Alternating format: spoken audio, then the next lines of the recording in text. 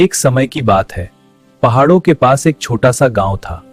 उस गांव के चारों तरफ घना जंगल था। गांव के लोग खेती करके अपना गुजारा करते थे।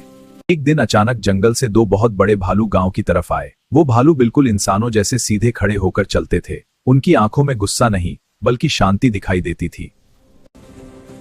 अरे भागो, ये भालू हमें खा जाएंगे। डंडे लो, पत्थर मारो। लेकिन अजीब बात यह थी कि भालू कभी गुस्सा नहीं करते थे।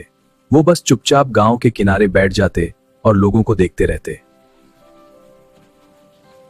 ढोल बजाते हैं, डर जाएगा। अब आग जलाते हैं और भी डरेगा। बहुत हुआ। भालू फिर भी किसी को नुकसान नहीं पहुंचाते थे। एक रात अचानक आसमान काला हो गया।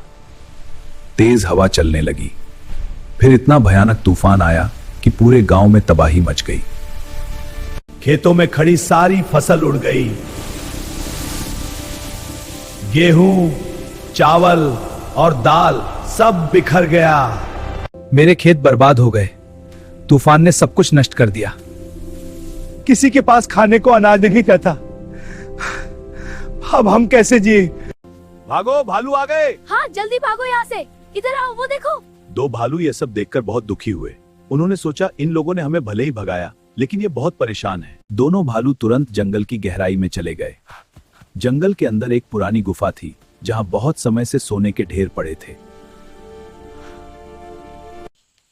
जल्दी चलो, गांव पहुंचना है। हाँ, सोना गांव वालों को देंगे।